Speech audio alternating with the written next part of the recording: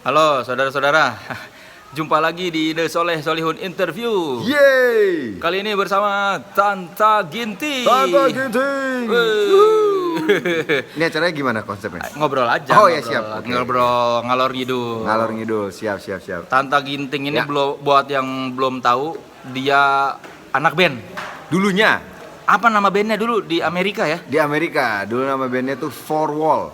Fourwall. Four Wall. Empat dinding. tembok, iya, empat dinding. Tapi kenapa nggak jamak? Karena nggak enak dibilangnya Four Walls. Karena waktu itu kayak gue mikirnya kayak nama es krim. Jadi gue males. Serius. Tapi secara grammar itu salah. Salah. Karena nggak cuma salah. Dan penempatannya juga kan harusnya four space Pasti walls gitu kan, Iya, walls. walls. Ini enggak, gue males karena ada walls-wallsnya. Jadi four wall disatuin. Buat orang yang kuliah di Amerika bahasa Inggris bagus, lu bikin nama band salah grammar. Karena kalau musik itu nggak ada yang peduli grammar sebenarnya. Iya, tapi apa bedanya? Penempatan itu tuh Apa nggak ada bedanya yang lu dengan orang-orang yang di daerah yang pengen bikin band terus ngasih nama bahasa Inggris dan jelek? Iya nggak apa-apa, mau gimana dong. Yang penting didengar, yang penting itu didengar enak gitu. Oh. Kayak nama orang juga kadang-kadang kan aneh-aneh gitu. Apa? Yang penting nggak tahu apa ya. Kayak nama orang Karoy ada kursi. Kenapa kursi namanya? Kursi perangin-angin. Cuman kan For wall. enak ini four wall gitu.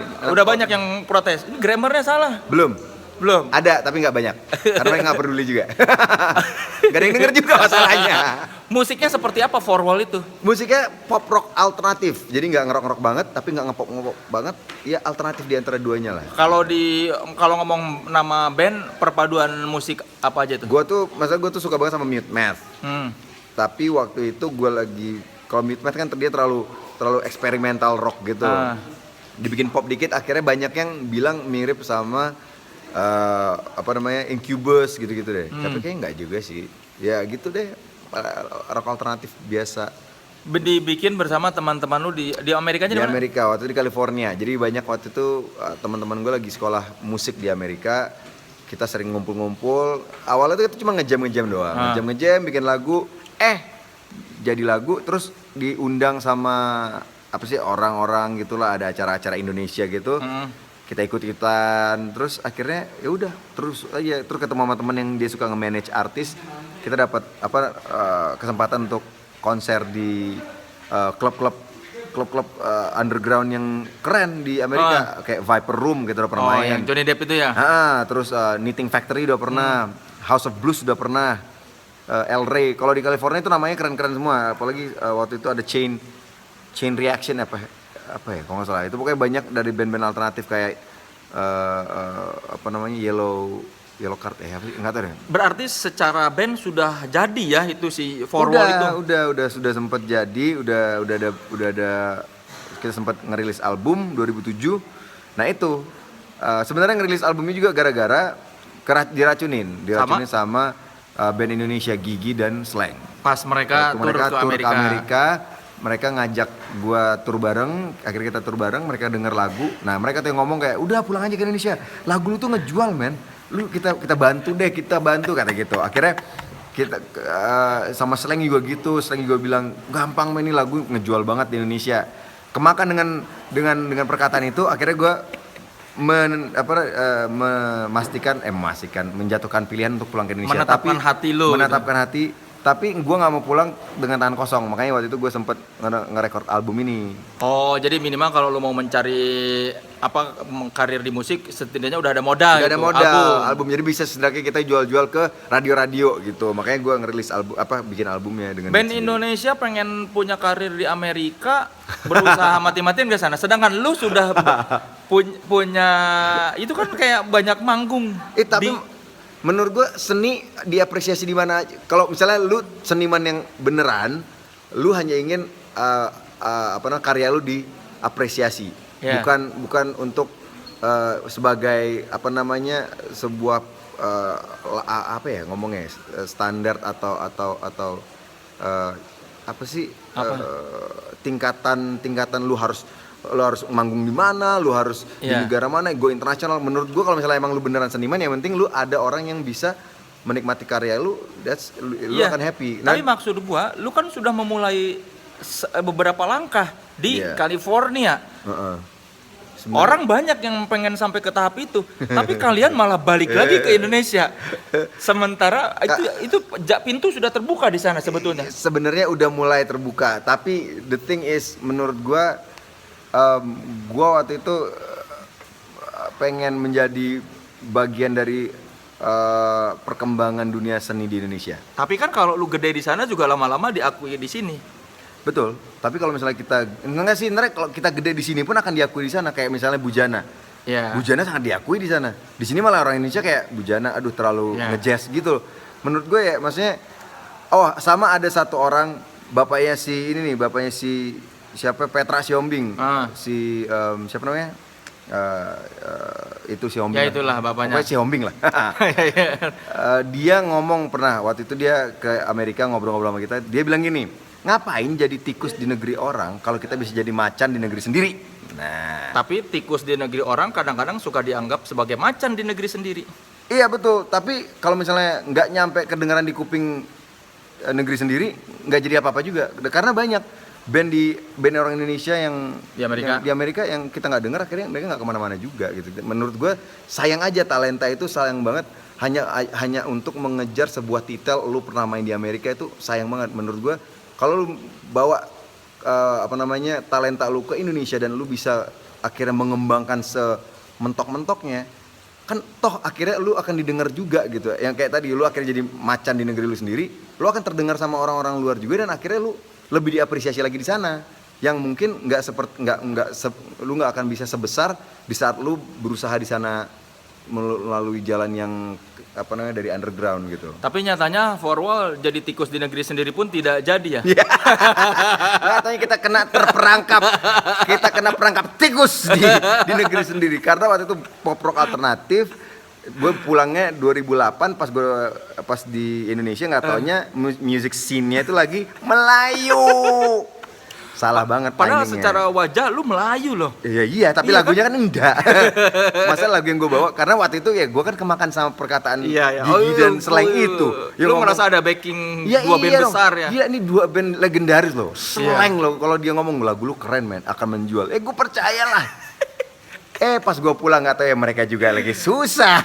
Karena harusnya yang lu dengerin tuh ANR. Bukan band, artis and repertoire. Oh iya bener, gue kan biasanya orang label yang tahu bakal menjual atau enggak. Itu dia, gue belum kenal siapa-siapa. Patokan gue dulu kan gue nggak tahu posisi-posisi di dunia entertainment tuh ada apa aja, kan gue nggak ngerti. Biasanya kalau band dibilang bagus sama musisi itu malah susah laku. Iya bener. Iya kayak waktu gini, kayak waktu gue belum masuk ke dunia perfilman, gue nggak tahu yang gue pengen deketin adalah sutradara. Padahal bukan hanya sutradara yang punya wewenang untuk menentukan cast-nya, pemainnya. Ada casting director yang akhirnya dia nge-recruit kita dan introduce kita ke sutradaranya, dan gue nggak tahu. Jadi waktu di musik juga gue nggak tahu siapa yang harus gue kayak gue nggak tahu ternyata ada A&R, ada manajer, ada publicist. Gue nggak ngerti. Yang gue tahu ya dia seniman, gue deketin gitu. Nggak taunya gue baru sadar sekarang bahwa ya menurut mereka kan itu kan kompetisi. Kan nggak mungkin juga mereka kayak ngasih ruang untuk band baru dan akhirnya menghancurkan mereka gitu.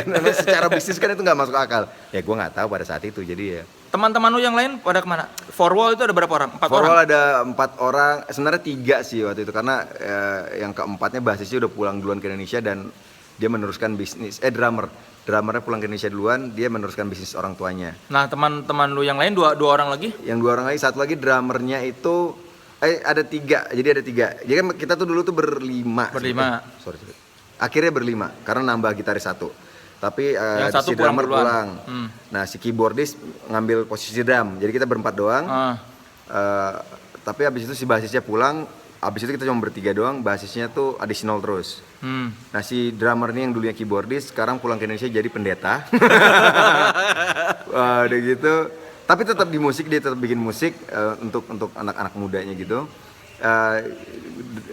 Yang akhirnya pas dia pulang kita ada drummer baru. Drummernya itu pulang ke Indonesia sekarang jadi salah satu recording engineer terkenal di dunia permusikan Indonesia, namanya Dimas Pradipta.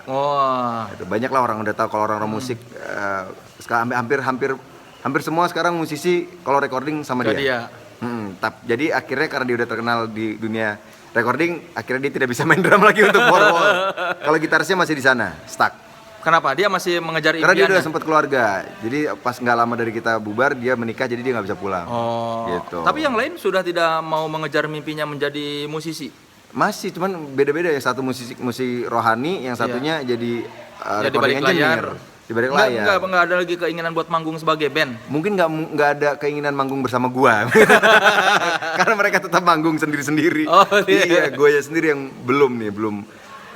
Akhirnya tapi gara-gara waktu itu gua nggak kemana-mana ya, gua akhirnya cari karena gua udah bokeh waktu itu, gua nggak ada duit. Akhirnya gua ngambil apa aja. Orang tua salah lu di Amerika. keluarga semua di Amerika. Jadi gua cuma sendirian pulang ke Indonesia tahun 2008. Jadi ini lu sekarang pun keluarga di Amerika ya? Di Amerika semuanya. Sebatang kara lu di Jakarta Sebatang berarti? kara. Akhirnya Di lu Indonesia. ngambil yang Laskar Pelangi itu ya? Pertamanya itu Gita Cinta the Musical.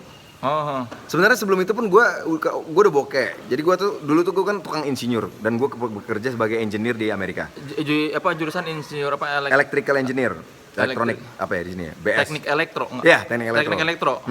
Nah itu gue udah kerja sebagai dengan gelar itu selama 3 tahun di Amerika. Ada di Northrop Grumman Space Technology sama Fanuc Amerika itu di bidang robotik dan mesin.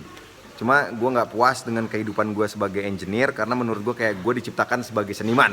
Oh. Akhirnya gue nekat karena dalam kepercayaan gue kalau gue dilahirkan sebagai seniman, kalau misalnya gue seriusin di situ, gue pasti sukses. Makanya gue waktu itu berani menentukan pilihan yang sangat drastis, yaitu meninggalkan semua kehidupan nyaman gue di Amerika, pindah ke Indonesia mulai dari nol gitu. Nah waktu itu gue udah bokeh banget, nggak ada duit. Karena gue casting pertama tuh gue casting iklan. Apa iklan apa yang pertama? Nah, itu Casting dia. pertama lu Masalah iklan gitu. apa? Nggak pernah dapat karena gue gini di otak gue, oke, kalau misalnya gue casting setiap minggu 10 castingan pasti adalah satu nyangkut. Minimal yang nyangkut. Minimal ada nyangkut satu. Ternyata tidak.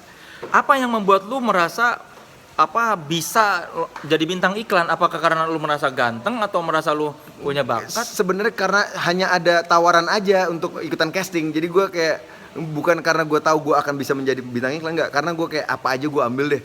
Dan kebetulan waktu itu banyak yang nawarin casting iklan, gue ikut aja tanpa berharap apa yang penting Karena gue dapet. bokeh ya? Karena bokeh udah. Kenapa nggak berpikir nyoba dulu ngelamar kerja dulu di Indonesia atau Itu yang gue kantoran nggak dulu? mau. Itu yang gue nggak mau. Gue nggak mau ada pilihan. Gue nggak mau ada second plan. Gue pengen 100% di seni. Pokoknya gue mati hidup di seni. Meskipun lu bokeh, lu nggak, padahal kan gelar sarjana luar negeri gampang banget. Gampang banget, dan tawaran itu ada. Dan perusahaan gue yang terakhir, Fanuc Amerika itu ternyata ada besar di Indonesia juga. Dan mereka udah nanya, lu mau nggak nerusin jadi brand manager di cabang Indonesia, which is duitnya kan gede banget itu.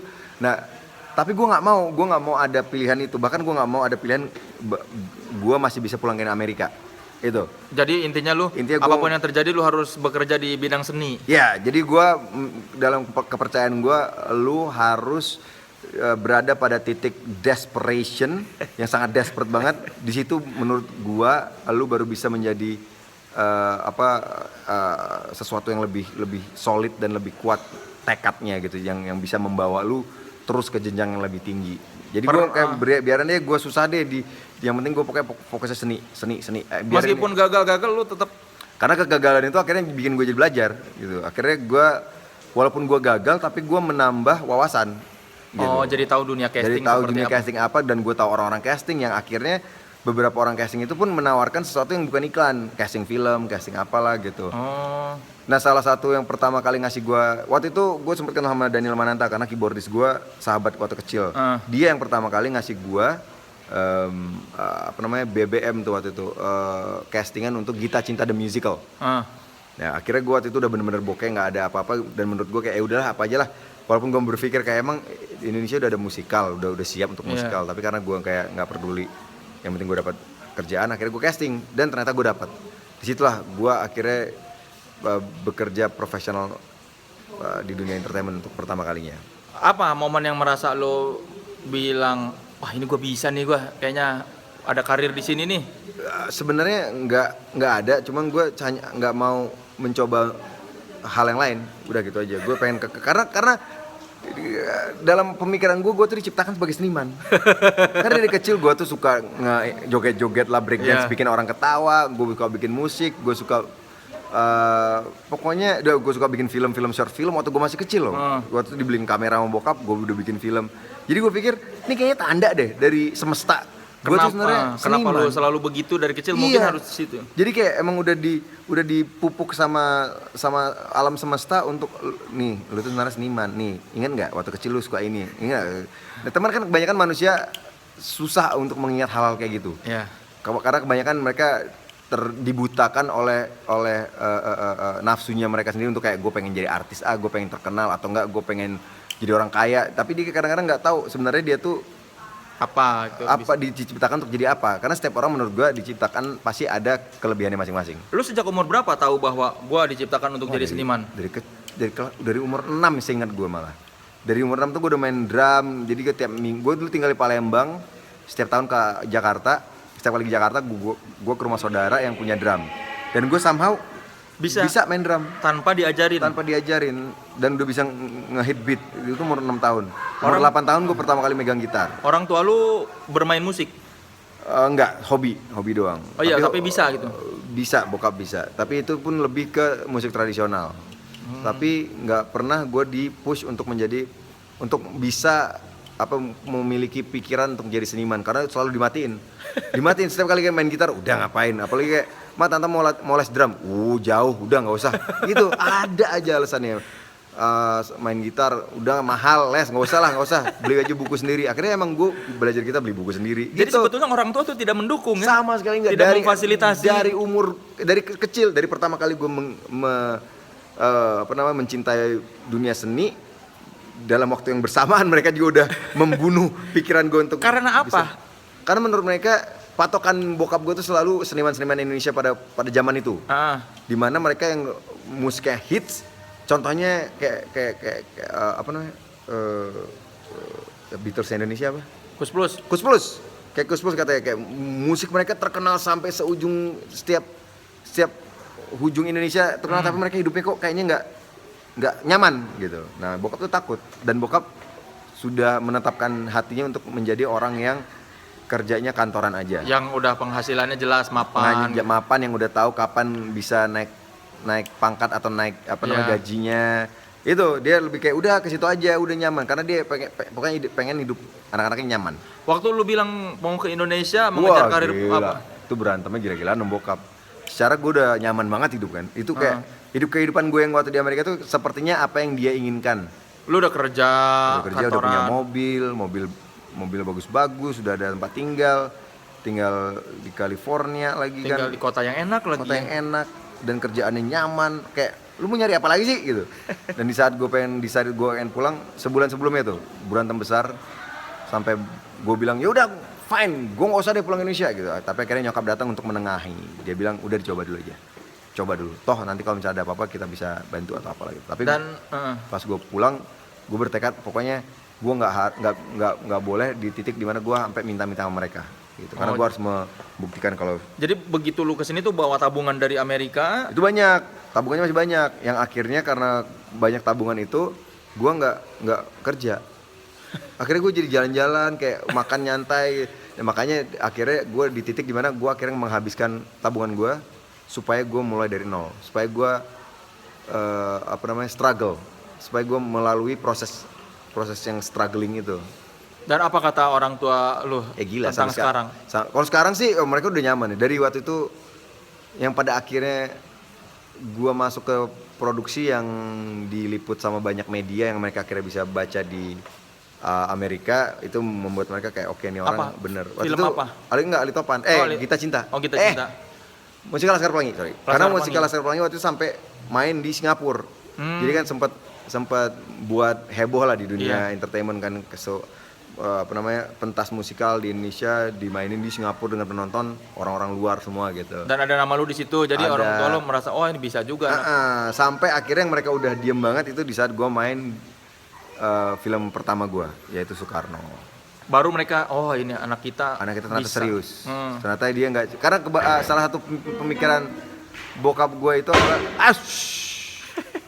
bokap gue pemikirannya gue melarikan diri dari pekerjaan di Amerika. Pengennya hidup senang di Indonesia. Pemikiran bokap tuh gitu, makanya dia against the idea of me moving back to Indonesia gitu. Jadi makanya gue membuktikan bahwa gue akan apa namanya terus konsisten di dunia entertainment sampai gue sukses gitu. Dan akhirnya orang tua lo sadar memang ini yang lu kejar ya, bukan ini yang ternyata bukan gua melarikan kejar. diri. Iya benar. Jadi akhirnya mereka sadar bahwa emang ini passionnya nih anak dan dia kayak emang talentanya diciptakan sama Tuhan di sini gitu. Dan itu bersyukur karena setahun pertama gue dikejar terus sama bokap. Kapan Udah balik? apa? Enggak, mending kayak udah apa? Udah ngapain? Hah?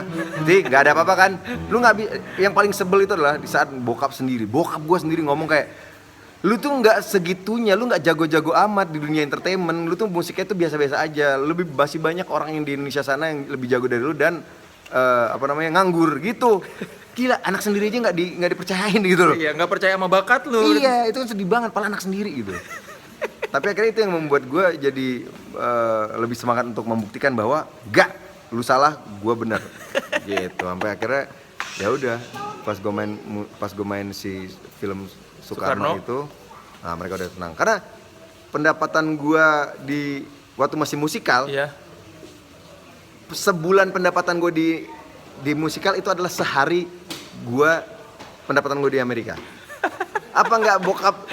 Iya. Gila, berapa pendapatan kamu ya? Segini pak. What? Dia bilang gitu. Itu kan seharinya lo. Ya gitu deh. Sampai teman gue teman gue yang kerja di Amerika juga nanya waktu itu, berapa lo gaji? Segini. Per jam dia bilang, wah keren banget. Nah. Sebulan gue bilang. Di otak dia per jam gitu. Tapi gue lebih bahagia. Daripada pendapatan gue yang banyak banget waktu di Amerika dengan hidup yang nyaman, gue nggak bahagia. Kayak ada yang ngeganjel gitu, kayaknya gue bukan ini deh. Kayaknya gue diciptain dari kecil tuh bukan jadi kayak gini, bukan hanya untuk pergi pagi kerja, pulang sore, duduk di rumah, makan malam, tidur. Kayak gue nggak se boring itu hidupnya gitu. Bokap lu bilang apa tentang acting lu? Oh sekarang sih ya dia orang yang susah untuk di hard to please lah bokap gue. Walaupun gue udah dapat award segala macam, tapi akhirnya yang bikin dia bangga adalah di saat gue yang selalu membawa karo. Oh. Adat gue yang selalu gue nggak melupakan adat, karena bokap emang kental banget adatnya, Dan karena dia emang dari benar-benar dari gunung sana di Medan, dari Johar turun ke Medan, akhir ke Bandung, ke Jakarta, sampai akhir ke Amerika. Jadi dia benar sangat kental banget lah tradisi darah tradisinya. Nah di saat gue masuk ke dalam dunia entertainment, gue dengan bangganya membawa bendera karo ini membuat dia akhirnya jadi kayak wah dia bangga dengan anaknya. Lu membawa bendera karo karena apa? Kesadaran apa yang bikin lu gitu? Karena nggak banyak orang tahu karo itu apa, dan menurut gue hampir punah bahkan. Karena orang karo pun yang di dunia entertainment di Indonesia ini tidak membawa marganya. Siapa orang-orang karo yang ada? Kamu mengadu domba nanti. Enggak, maksudnya marga karo itu bisa Bam Samson itu orang Karo. Oh. Namanya kan Bambang Raguna Bukit. Bukit itu marga Karo. Tapi dia cuma Bambang doang, Bams. Namanya Bambang lagi. Orang Karo namanya Bambang, Jawa banget lagi. Terus siapa ya? Apa bedanya Karo dengan Batak secara sama Toba lah sebenarnya. Ada 3 Batak. Nah, jadi kalau misalnya secara adat itu sejarah. Nih, Sumatera Utara nih ya. Sumatera Utara. Jadi suku-suku yang di Sumatera Utara itu dirangkum menjadi namanya Batak. Dan kalau menurut sejarah sekarang itu ada 5 Batak, Toba, Karo, Simalungun, apa lagi ya? Pak Dairi. Kayaknya Pak sama Dairi sama deh. Atau semua. Ya itulah, gue lupa jadi kan. Nah itu tuh semuanya berbeda-beda sebenarnya. Cuma karena ada mitos atau kepercayaan tradisi yang mengatakan bahwa semuanya itu keturunan dari satu keturunan, makanya semuanya namanya Batak gitu. Kalau misalnya kita tarik sejarahnya emang justru kayak Nias pun sempat dibilang Batak gitu? Nias, terus Batak Mandailing, Batak Aceh juga sempat dibilang gitu. Cuma karena sekarang karena penyimpulan geografis, akhirnya yang di Sumatera Utara doang dibilang Batak gitu. Nah cuma sekarang lagi ribut banget, makanya waktu gue kemarin menerima penghargaan di Indonesian Movie Awards, waktu gue disapa Horas, gue diam aja? Enggak, gue nggak diem, gue koreksi di depan layar kaca, gue koreksi dulu, bukan Horas tapi menjua-jua, Karo beda, gue bilang gitu. Nah yang bikin heboh adalah karena ada orang yang mentwist tulisan gue yang ditulis itu judulnya Tanta menerima penghargaan dengan menyebut Karo bukan Batak gitu.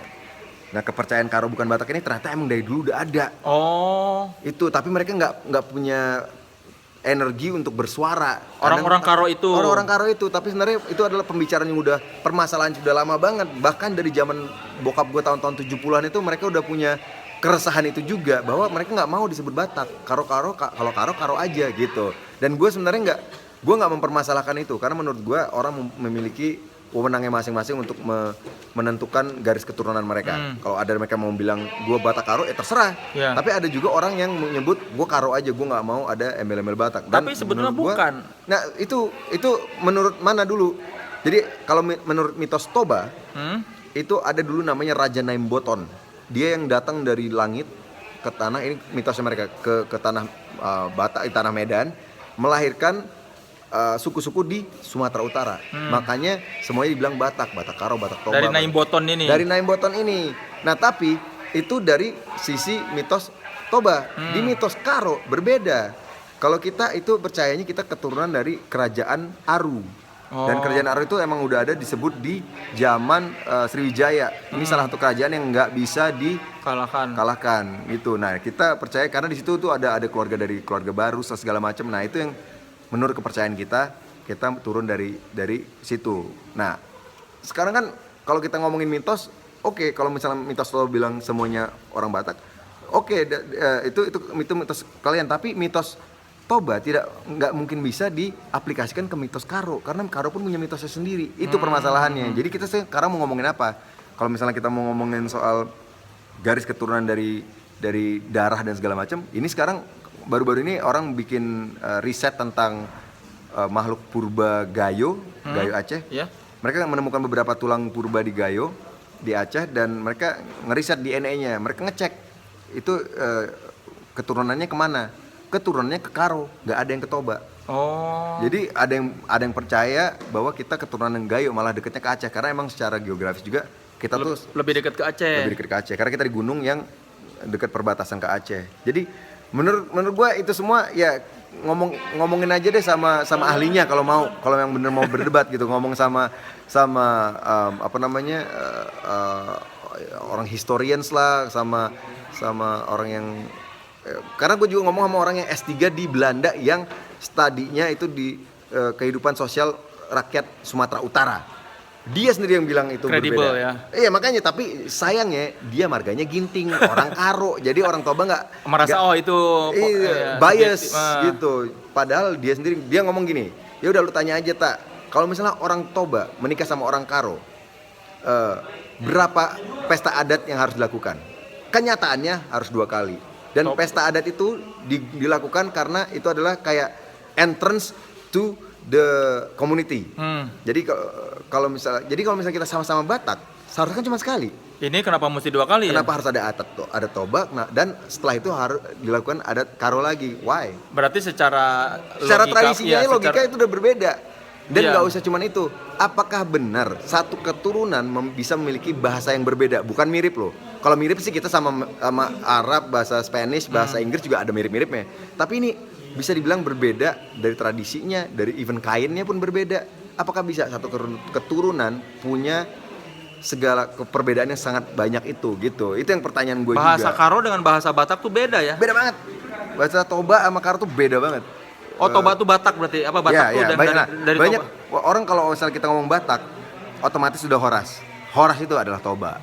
Jadi akhirnya Batak itu udah menjadi Toba. Toba itu jadi Batak gitu. Tapi di saat kita ngomong Batak Karo, orang pasti langsung bingung.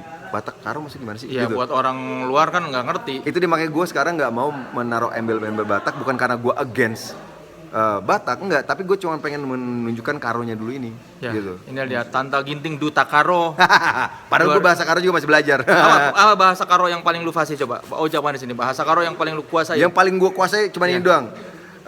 Labance ku cakap Karo, sangane relajar. Belum bisa gue bahasa Karo, masih belajar. Gitu. Terima kasih Tante Ginting. Yes. Mejua-jua. Ngejua-jua bener. Dan lucunya kalau kita bahasa kita terima kasih, itu ngomongnya bujur. Itu. Berarti kalau ngomong orang sama orang Sunda, Itu dia makanya selalu Bujur. ribut. Bujur. Hah, kok kurang ajar lu gitu. jadi Makanya. bujur bukan mau lihat ya. Bukan, itu toba. Iya toba. Bujur. Bujur. Beda kan? Mirip pun nggak ada gitu. Orang Sunda jangan tersinggung kalau Tante bilang bujur. Dadah.